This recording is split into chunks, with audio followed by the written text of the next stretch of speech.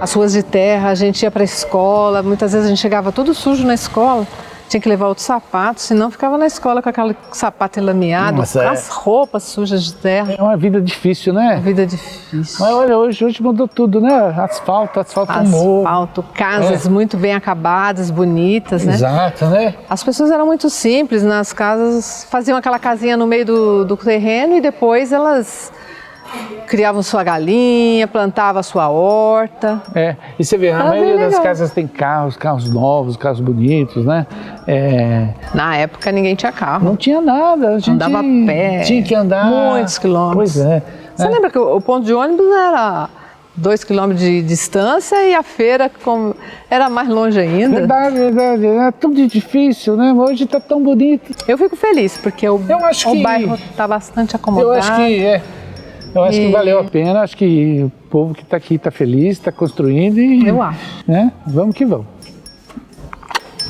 Nós estávamos na década de 70. O Brasil vivia uma ditadura militar desde 64. E esta região de São Paulo, que é o Embu das Artes, pertencia à Arquidiocese de São Paulo enquanto organização religiosa. O território das comunidades eclesiais de base que nós trabalhamos naquele período eram extremamente empobrecidas. A infraestrutura básica é praticamente inexistente. A que existia era muito pobre. Não havia políticas públicas ofertadas à população. Não tinha água, não tinha luz e nem tinha transporte. Se não tinha água, não tinha luz, também não tinha esgoto. Dia de chuva, todo mundo saía daqui no lamaçal que tinha, né? A gente brincava que a gente tinha que levar 2 sapatos, um para ir na lama e outro para entrar no ônibus. A gente pegava o ônibus aqui no Campo Limpo, no Largo do Campo Limpo, que dá por volta de 4 quilômetros daqui lá, os ônibus só vinham até lá. Então você saía para trabalhar e só tinha trabalho em Pinheiros, Santa Amaro, nessa região, aqui não tinha. Eu e meu marido queria ter o sonho da casa própria. Então, e aonde a gente conseguiu encontrar um cantinho foi no Valo Verde, aqui em Embu das Artes. A gente chegou em 1979 e com a Luzia com 2 aninhos e o Fernando com 9 meses. E assim, num bairro, né, sem nenhuma infraestrutura, né, mas era o sonho e a gente devagarinho foi, né, buscando melhorar a situação. E a vida da gente era assim, a criançada na rua, para lá e para cá, brincando, os pais saíam para trabalhar, porque todos trabalhavam, né? A maioria do pessoal daqui é do norte ou de Minas, também recém-chegados, e todos trabalhavam lá para São Paulo, e as crianças ficavam, porque não tinha com quem ficar, então o mais velho cuidava do mais novo. Por isso eu vim para São Paulo, para cuidar dos meus irmãos mais novos. Tínhamos um grupo muito significativo da região de São Paulo inteira e periferia e cidades perto da capital de São Paulo, aonde refletíamos em plena ditadura militar sobre a situação da vida real do povo, como é que a gente estava, porque era um momento da história que São Paulo estava se formando com a vinda de milhares de pessoas, trabalhadores rurais do estado de São Paulo e do país, que vinham em São Paulo buscando oportunidades de trabalho e renda e moradia, etc. O problema de um é um problema da comunidade. E nós só vamos enfrentar o problema da comunidade e o individual sendo organizados. E essa organização, a partir, por exemplo, do Embu das Artes, começa por encontros de formação bíblica, missão conciliar, e documentos, e Bíblia, lá no Instituto Paulo VI, onde o padre Jaime fazia os encontros. Sou irlandês, nasci na roça, Sou de uma família de 10 irmãos e crescemos com muita paz, com muito amor. Logo que entrei no seminário de São Patrício em 62, iniciou-se em outubro de 62 o Concílio Vaticano II, que deu um novo olhar para a Igreja.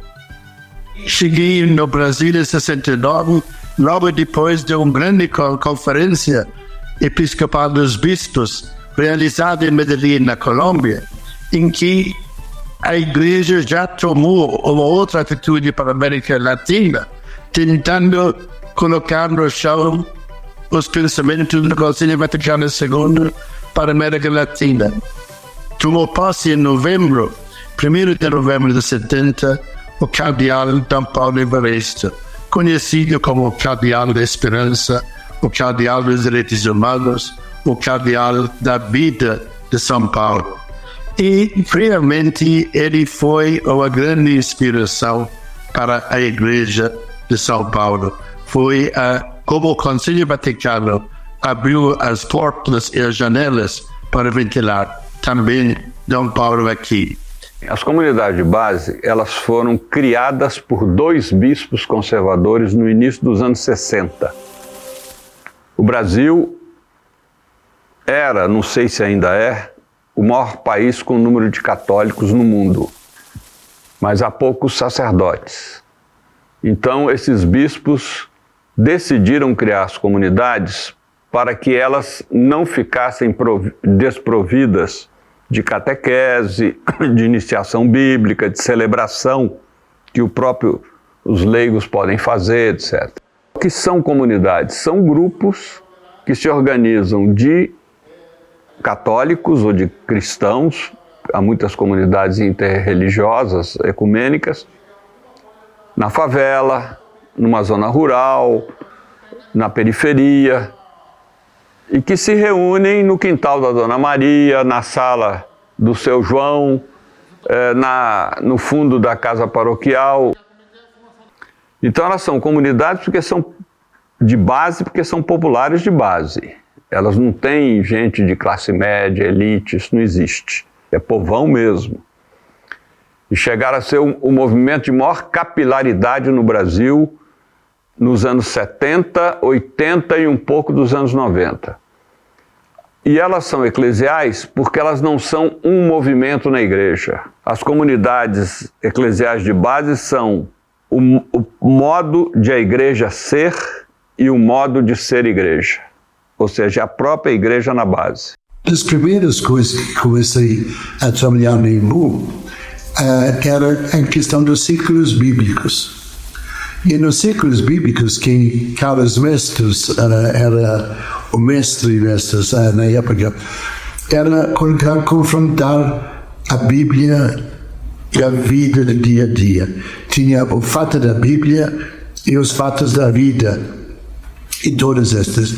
E ali, colocando este confronto, ao lado que IMBU nos anos 70, era miséria total. Quando o Jaime chegou ao Brasil, ele veio para cá, para o centro de IMBU. E eu morava aqui, né? E logo ficamos amigos, né? Ele me chamou para secretariar para ele.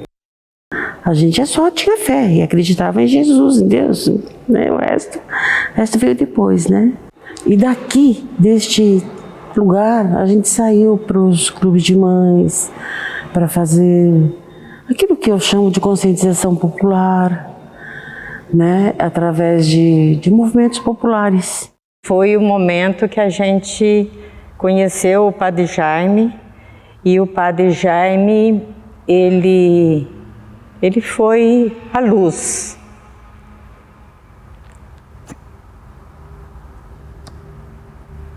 Desculpa a emoção. Mas ele ensinou para nós que para a gente combater a violência era importante que os moradores se conhecessem. Ele se celebrava num primeiro momento dentro de um bar, né, do seu Fidelis, que era uma família também lá, que parava as vendas para poder ele celebrar, né? E foi lá que foi feito, ele chamou a comunidade para discutir os problemas do bairro. E a gente levantou uma grande lista das necessidades, porque não tinha escola, não tinha creche, não tinha o transporte, né? Era um ônibus que chamava até de Poeirinha, e era nós também os únicos que tinham um Fusquinha. E aí esse Fusca, ele era ambulância, ele era resgate.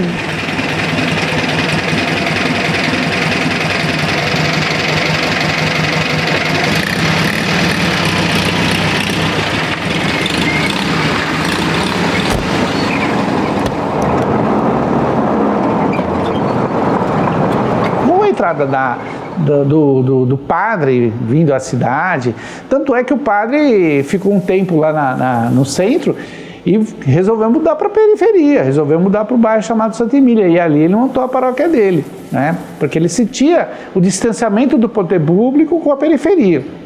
E ele trabalhava com a periferia e falava, vou mudar para lá.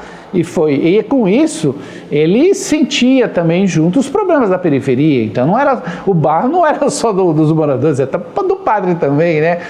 A moto que ele tinha também não passava. Então, uma coisa, né, se juntou. O padre via os problemas, ele sofria na carne os problemas da periferia, dos moradores.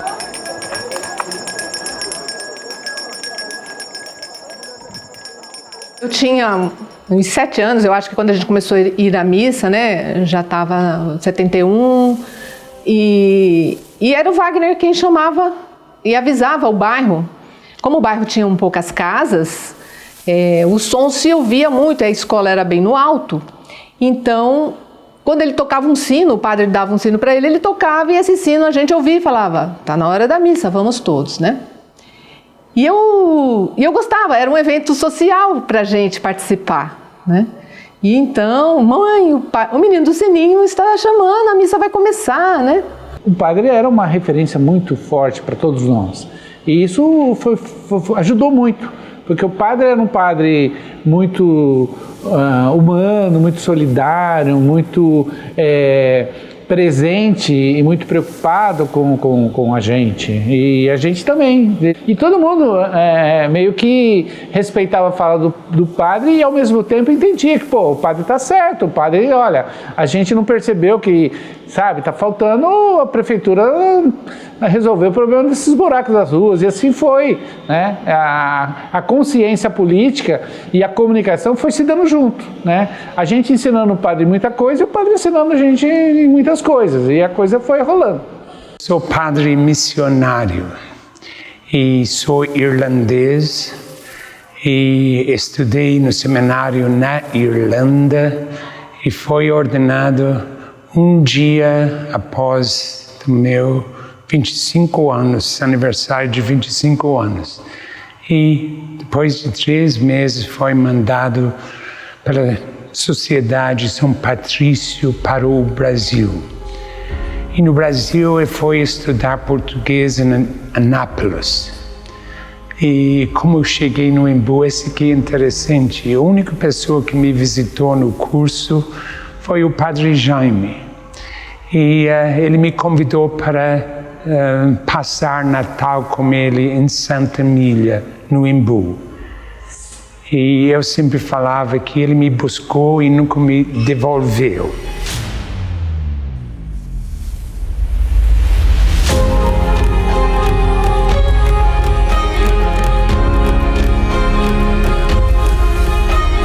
Começamos a colocar as pessoas, como eu já falei, nos ciclos bíblicos, filhos e mães, que as mulheres começaram a sair de casa.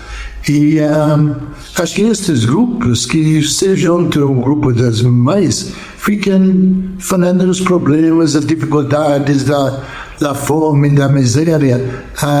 Naquela época, por exemplo, eu lembro muito bem, Elisa Magali, em 74, se não me engano, a Dona Benedita, que era a esposa de João Cabral, morreu de parto. Acho que era o 11º filho, coisa assim.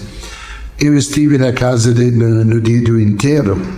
Não tinha nenhum grão de feijão na casa. Morreu realmente, não de parto, morreu de fome. Nos mesmos dias, não sei se lembra a fábrica Fibra Caixa, não sei para onde que eles foram. O João trabalhava na Fibra Caixa. Não tinha recebido por 2 meses. E o filho do dono da Fibra Caixa fez 18 anos, aniversário de 18 anos, e ganhou de presente dos pais, pelo fato de fazer 18 anos, Mustang, se não me engano, que era o carro do ano e coisa assim.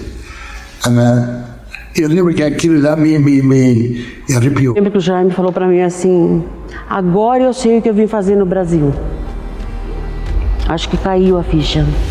O Jaime me surpreendeu logo quando eu conheci o Jaime, porque ele já foi falando logo que é importante a fé e é fundamental participar da igreja, mas é importante ter ação. E toda essa movimentação da igreja no grupo de jovens levou a nós a fazer esse movimento social, porque também tinha palestra, a gente organizava palestra na igreja para falar o que era política. Esse tempo ainda era ditadura militar. A gente tinha muito em comum, as famílias todas aqui. Então, por isso foi muito fácil a gente criar essa união. E nas celebrações, nas homilias, ele fazia essa ligação do Evangelho com a vida. E eu até falo, gente, foi aí que a minha vista clareou. Como elas adotam o método ver, julgar e agir, e também, muitas vezes, sem nunca ter ouvido falar em Paulo Freire, a metodologia do Paulo Freire, elas são indutivas, se tornaram um núcleo de profunda conscientização e organização do povo. Exemplo, 15 pessoas numa reunião de comunidade de base no quintal da Dona Maria. Dona Maria, que é a coordenadora, fala, vamos aqui contar da última reunião para cá, que pode ter acontecido há 15 dias, há um mês, o que aconteceu na vida de cada um de nós, na família, no bairro e no trabalho. Método indutivo. Aí você abarca toda a vida da pessoa. Se você contar o que você viveu na sua família, no seu trabalho e no bairro nos últimos 15 dias, abarca. E na medida em que as pessoas iam relatando, elas mesmas constatavam como os problemas na família, no bairro e no trabalho eram comuns. E essas pessoas quase que individualizadas passavam a se encontrar e se identificar com a comunidade. Quando elas se empoderam com a visão da comunidade, cria nelas confiança, cria nelas coragem de ação. Talvez outra coisa que seria importante era a nossa maneira de ser de igreja como padres, eu e Padre Jaime. Desde o começo, nós batemos muito nessa questão. Nós sendo estrangeiros, outra maneira de ser igreja, outra cabeça, tinha que escutar muito, visitar, ouvir o povo, etc. E então os dois padres vão mandar, não? Então juntamos as irmãs, leigos, e toda terça-feira havia uma reunião de 2 horas a 3 horas, onde todas as coisas foram discutidas. Tanto assim, o evangelho da terça-feira, a reunião era o evangelho no domingo. Então, o que a gente falava no domingo era o que a gente discutia na terça-feira. No sentido, não era uma coisa da minha cabeça, uma coisa muito bem refletida, discutida. Então, essa mensagem, como as irmãs, os leigos, saía para todas as comunidades e realmente isso criava uma união, uma comunhão de muita força, uma voz muito alta, uma voz profética muito alta. nós tínhamos aqui as religiosas. E cada uma também tinha uma área, né, com mais afinidade, né? Então a Dalila social, a Bernadette a educacional, a Marina atuava na catequese, né? A irmã Phyllis, a contribuição da irmã Phyllis para a questão da saúde aqui do município.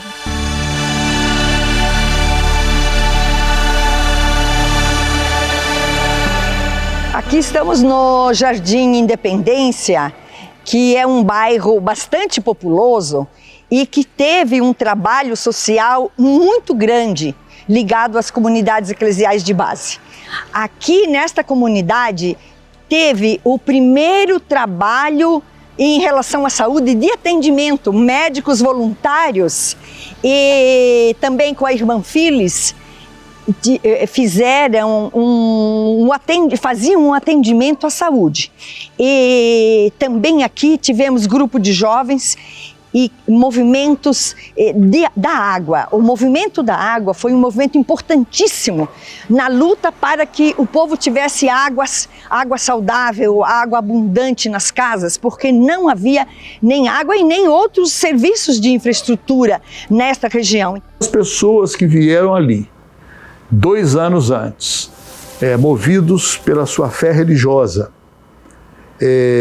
pelos ideais mais legítimos e autênticos do cristianismo, que é a questão amar o próximo como a si mesmo.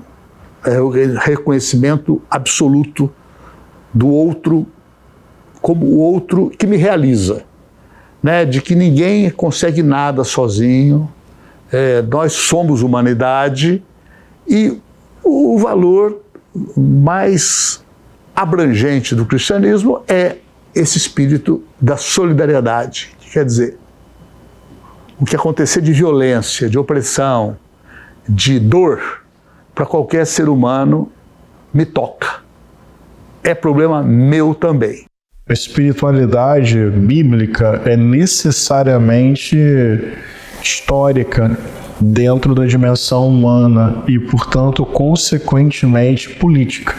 Não estou falando em termos partidários ou institucionais, mas é uma espiritualidade que ganhou corpo, sangue, suor, pé na terra e, sobretudo, a partir da experiência dos empobrecidos, das vítimas de violência, dos injustiçados da história. Então, sim, a espiritualidade do Evangelho é estruturalmente política, sempre apontando para o além, para uma esperança eterna, mas com muito comprometimento com a vida concreta e com o cotidiano das pessoas.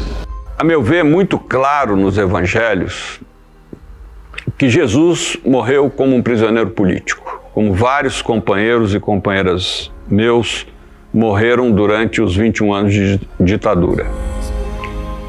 E por que ele morreu como um prisioneiro político? Ele foi preso, torturado, julgado por 2 poderes, o romano e o judaico, e condenado à pena de morte na cruz, que era a pena dos romanos. Por 2 razões. Por uma acusação religiosa e por uma acusação política. A religiosa é que ele rompeu com o judaísmo esclerosado do Templo de Jerusalém. Por isso ele foi acusado de herege e de blasfemo.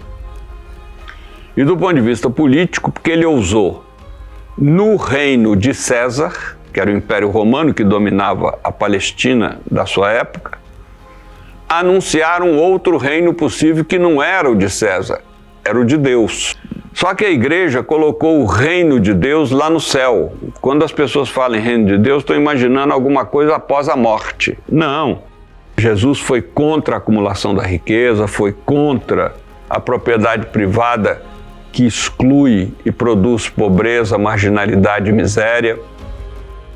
Jesus nunca teve a intenção de derrubar o poder de César para implantar o projeto político civilizatório dele. Não, ele tinha a ideia de minar o projeto de César, iniciando com o povão um novo modelo de sociedade. Então essa foi a grande proposta dele. Com a fé, a gente começou a fazer a política, né? E a fé é uma crença, é acreditar, né? Numa verdade, né? Numa realidade. A política é aquilo que move, aquilo que negocia, que diminui os conflitos, né? Que apazigua as diferenças, né? Faz os acordos, né? Ameniza os problemas. Então, nada mais coerente do que juntar a fé de transformar com a política, que é de no mínimo, diminuir os conflitos. A SEBS foi isso, foi exatamente a confluência, né, de uma realidade que precisava mudar, com a esperança, né, de um mundo melhor, com a política, que era, na prática, né, transformar, não era milagre. Deus não vinha aqui fazer asfalto, Deus não vinha aqui montar a creche, né?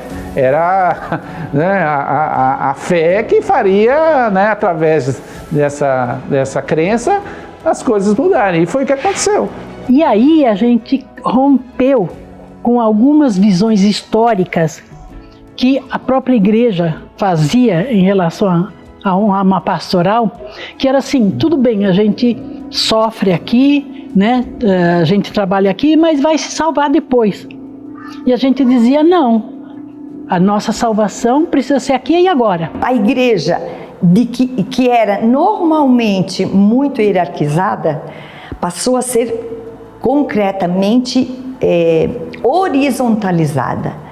As deliberações, que sempre eram só da hierarquia, passaram a ser também do povo. Então, esta renovação fez com que aqueles que sempre tinham sido silenciados, o povo silenciado, teve voz, teve vez, podiam não só falar, como decidir e agir. Nós não deveríamos assumir o papel do Estado, porque os impostos eram recolhidos. O Estado tinha recursos para ofertar aquelas políticas públicas que nós precisávamos, mas ele não ofertava. Então, a questão era: nós deveríamos fazer, neste processo, nos organizando para cobrar, reivindicar que o Estado cumprisse o seu papel. Tivemos a oportunidade de fazer manifestação em frente à prefeitura também. De ônibus, levamos a criançada, as mães, a população em frente à prefeitura para dizer: precisamos de equipamentos públicos para atender os direitos da população. Então, era um processo de compreensão do modelo de sociedade que vivíamos e de um Estado que era privatizado pela classe dominante. Eu, quando cheguei, eu não tinha consciência da importância da nossa participação e a importância da política na vida das pessoas, da verdadeira política. Tudo que a gente estava participando, eu sentia uma alegria muito grande, uma energia muito boa, mas eu não pensava em ser candidata a nenhum cargo, né? A gente queria que as coisas acontecessem. Sem a atuação das mulheres, inúmeras conquistas não teriam sido realizadas. Porque muitas mulheres não trabalhavam fora, ou trabalhavam fora alguns dias por semana. Então tinham alguns dias livres. E algumas não podiam trabalhar porque tinham muitas crianças e não tínhamos creches. Bom dia, Clube de Mãe é um grupo de mulheres que se reúne uma vez por semana. De modo geral, o atrativo era fazer algum artesanato. Quem sabia ensinava quem não sabia. A nossa preocupação não era apenas desenvolver a capacidade do artesanato. O objetivo era que as mulheres também desenvolvessem a sua capacidade reflexiva para desenvolverem o seu potencial, porque nós sabemos que todas as pessoas têm o potencial de se emanciparem, de terem a sua autonomia. Muitas que vinham sofriam violência doméstica. Muitas vinham dizendo que o marido não permitia que elas saíssem. Depois começamos uma metodologia de termos pequenos textos com o tema e perguntas, onde elas iam discutindo aquela questão. Essa reflexão trouxe a visão de que mulher também é cidadã e a gente também era responsável para resolver os problemas. Que se o governo não nos percebia, não via, nós não existíamos perante o Estado. E esses movimentos foi desafiando o governo a criar as políticas públicas de solução. O Clube de Mães na verdade, era uma escola de educação popular, de educação política das mulheres. E as mulheres assumiam assim um protagonismo impressionante de fala, de inclusão dos que não estavam inclusos, de tomada de decisões coletivas, ouvindo a juventude. Quando o Padre Eduardo vem, ele percebe que os jovens poderiam participar mais ativamente, eles chamam para participar, reúnem e faz formação política com esses jovens. Então eu partia muito nessa questão dessa formação, porque eu gostava muito de música, eu tocava violão, eu gostava muito de dança e teatro também. Então, como juventude, criamos um movimento muito forte. O grupo de jovens tinha que se incomodar com a situação. E os cantos das SEBs, eles levavam a gente a fazer essa reflexão. Né? Quando cantava-se que a vida que a gente vive é cheia de divisão, mas Deus não quer isso não, Deus quer o povo feliz, né? E aí para isso a gente precisa transformar. Então ninguém vai receber a felicidade, a gente tem que construir essa felicidade.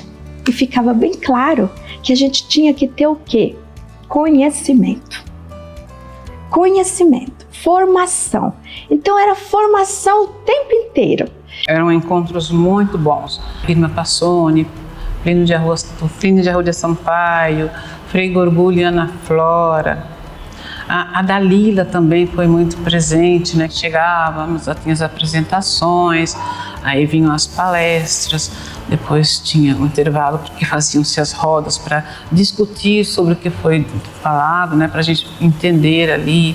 Aconteciam os pingafogos, que era muito legal, porque punham os jovens assim, aqueles que defendiam e aqueles que eram a favor, para criar o senso crítico, para fortalecer o senso crítico, para a gente saber ter enfrentamento, né, mais lá na frente, como aconteceu de fato, vários enfrentamentos depois, quando a gente ia para as lutas, né, com prefeitos, com vereadores, depois a gente voltava para a plenária e aí sim apontava, né, colocava tudo aquilo no quadro, os pontos que foram legais, os que não, e daí se fazia um planejamento para a ação dos jovens.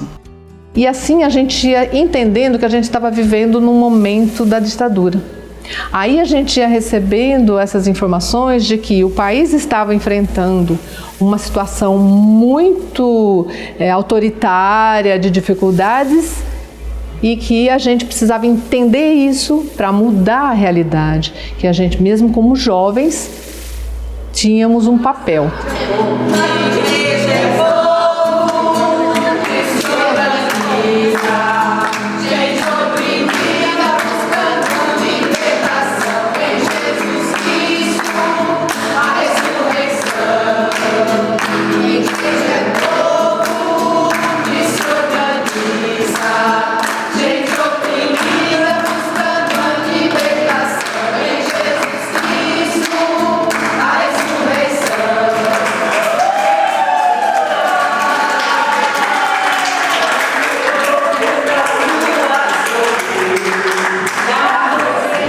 Então, gente, é uma alegria, vocês não sabem, de estar aqui convosco.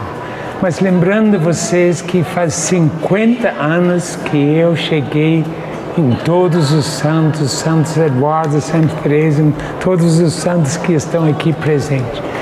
E vocês eram jovens, bonitos, e eu gostaria que vocês contassem um pouquinho, que vocês lembram deste tempo em que nós passamos juntos, que eu falava mais enrolado ainda do que falo hoje. Conta um pouquinho como que foi a comunidade eclesial onde você atuou. Trabalhamos num grupo de jovens na comunidade aqui, fizemos uma série de eventos, de trabalhos, e foi uma alegria muito grande reencontrá-lo hoje aqui novamente, né? Depois de 50 anos.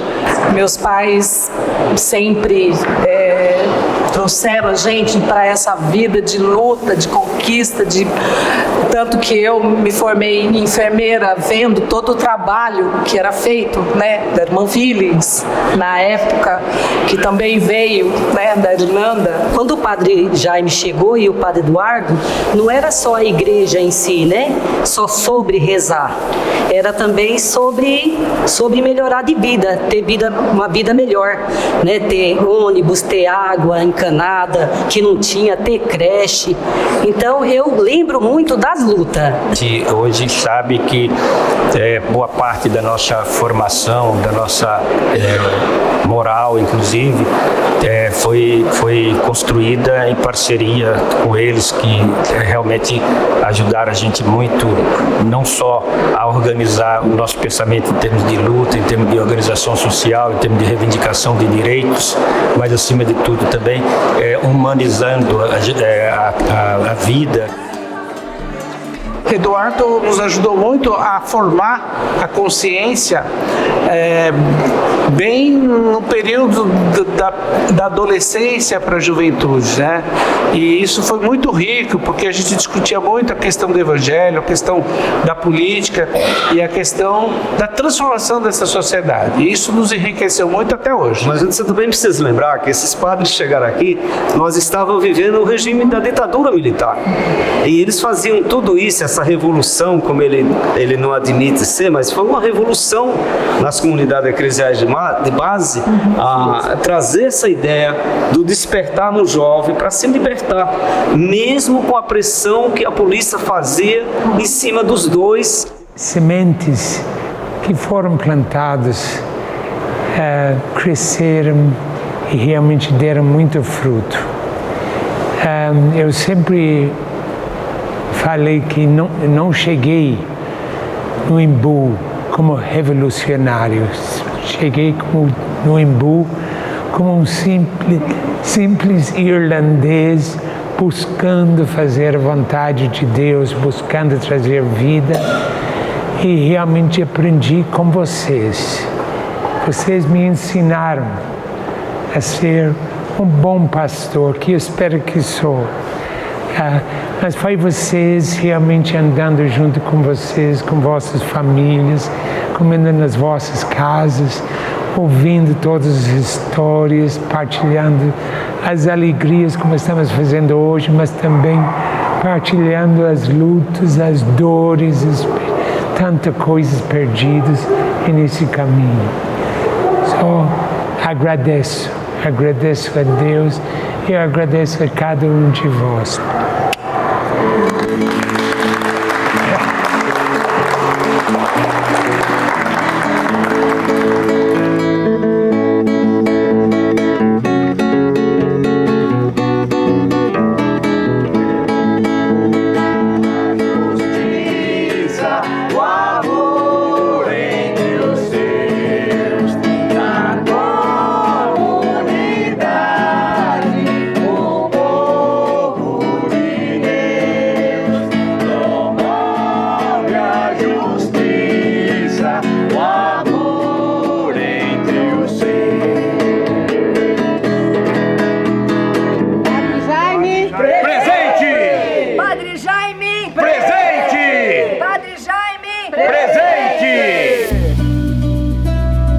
Descobria que a gente tinha direitos que não estavam sendo garantidos.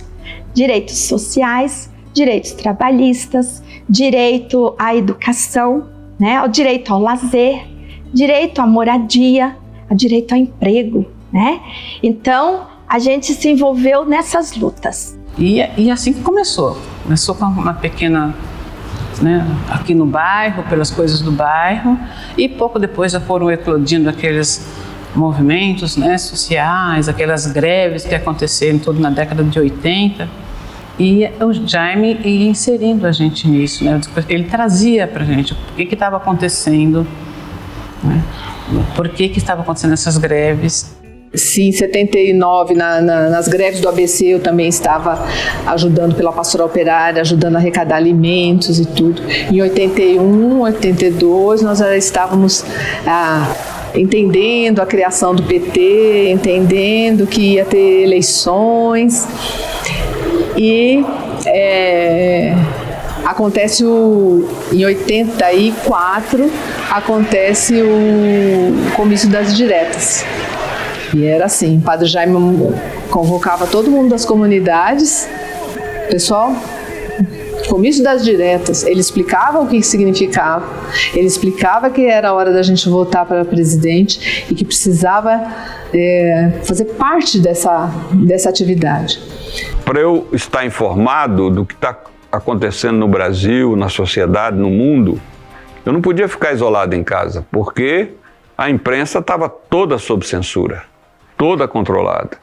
Então eu tinha que ir no sindicato, eu tinha que ir no partido, eu tinha que ir na associação de bairro, mas também essas entidades, a maioria sob controle ou passaram a inexistir. Então a SEBS era um reduto onde realmente você tinha uma informação, uma visão crítica, o que estava acontecendo, e ao mesmo tempo recebia ali um combustível que era a palavra de Deus. Eu sempre defino as SEBS assim: as SEBS são o posto de gasolina. Eu vou lá me abastecer. As SEBS não são o veículo.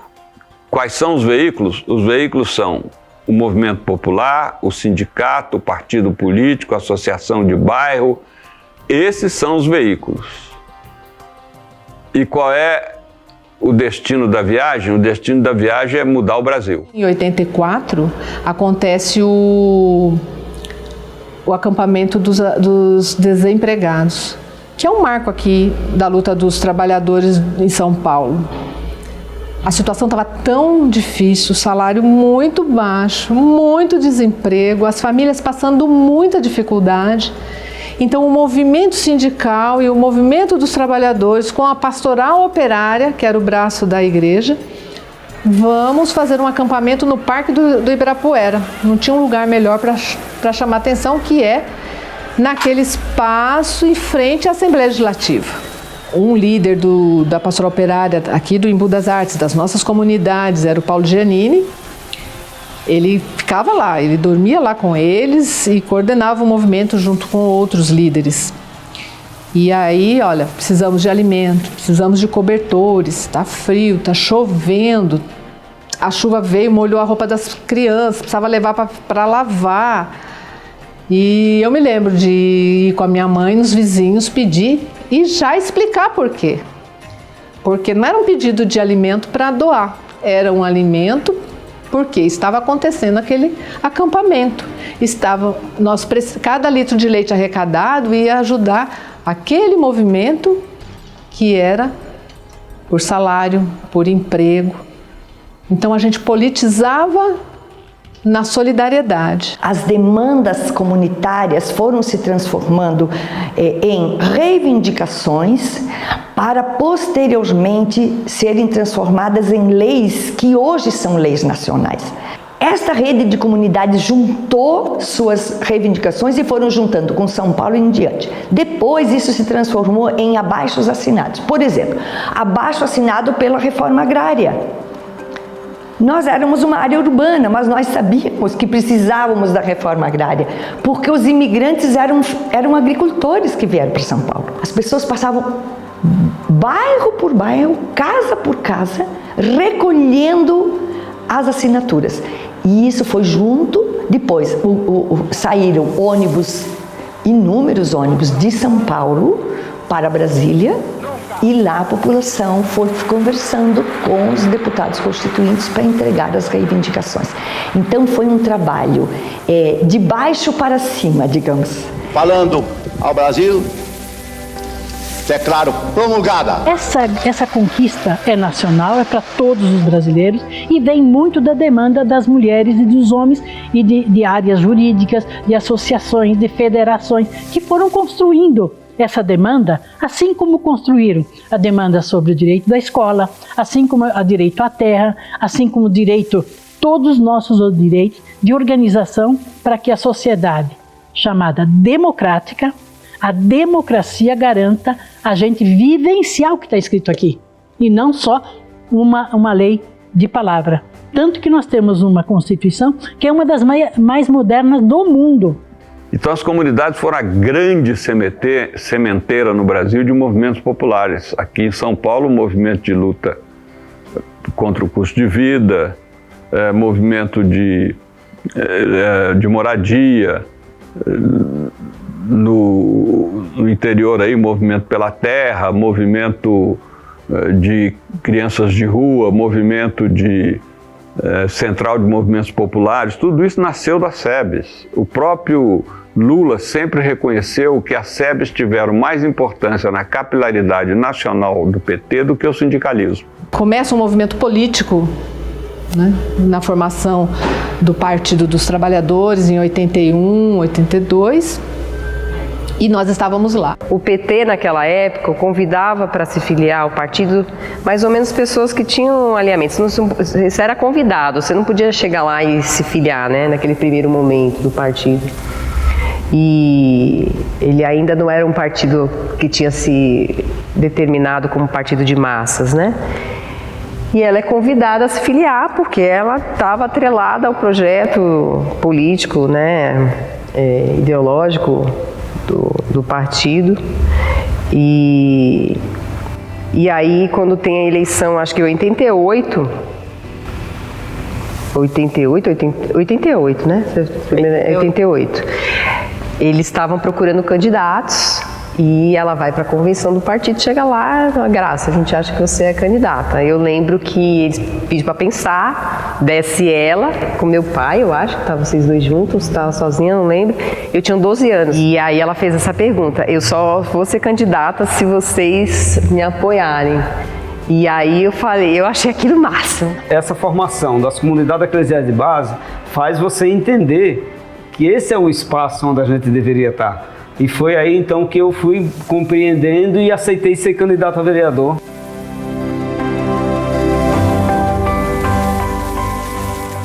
O que tem hoje no Imbu é luta do povo das comunidades. Se não fosse a SEBs, eu não sei como estaria essa cidade. A gente conseguiu pronto-socorro aqui desse lado e do lado de lá.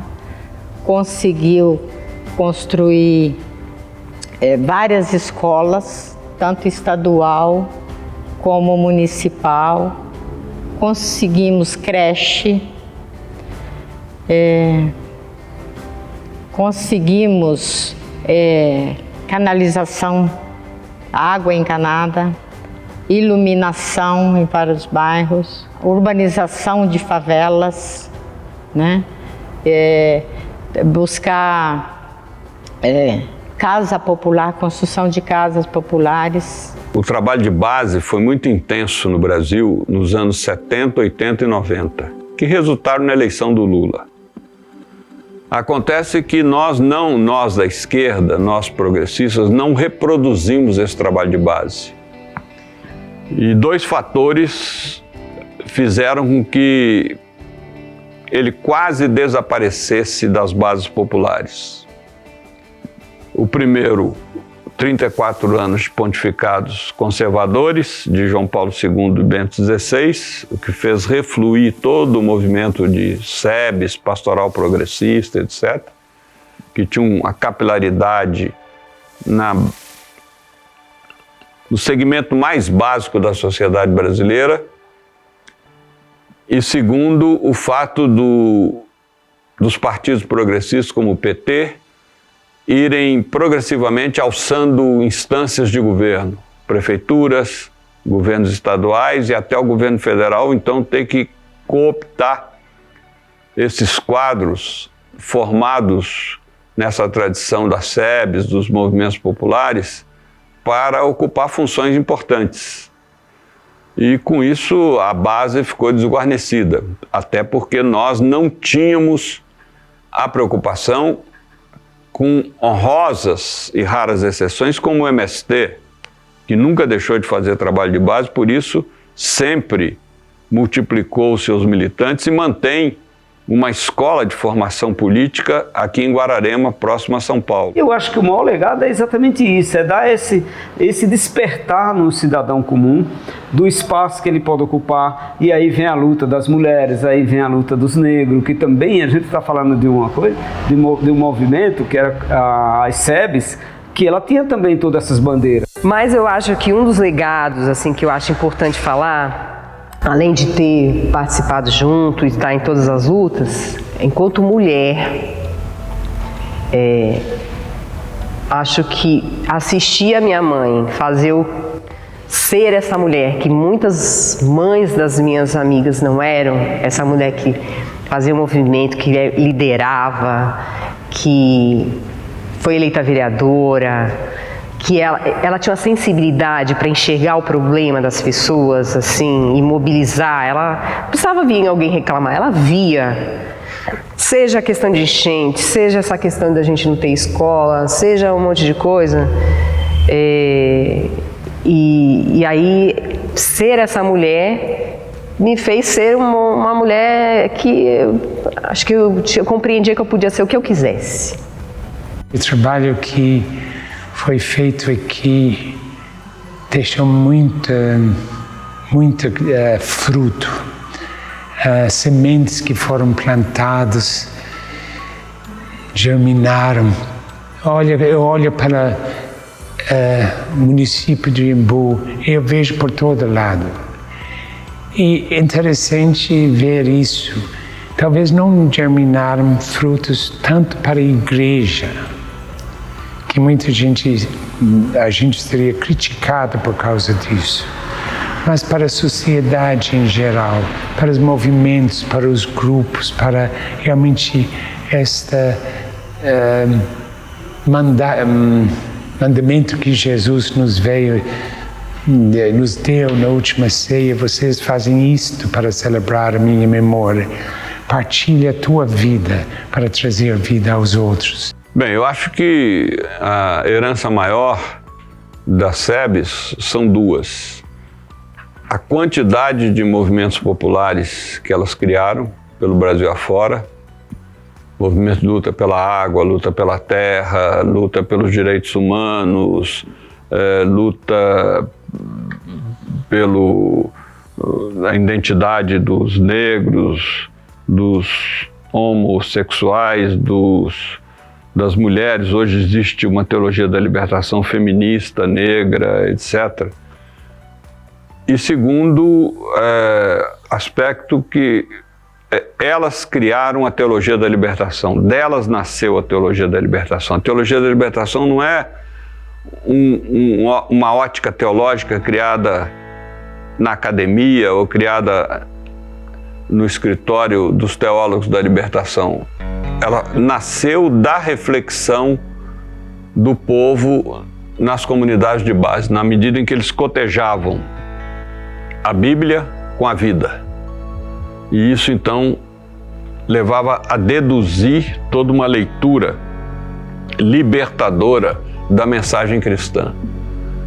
É por isso que é chamada teologia da libertação, porque até o Concílio Vaticano II, toda a teologia que se conhecia e respirava na América Latina era importada da Europa, que a gente chama hoje de teologia liberal. Uma teologia que, inclusive, era muito legitimadora do sistema capitalista.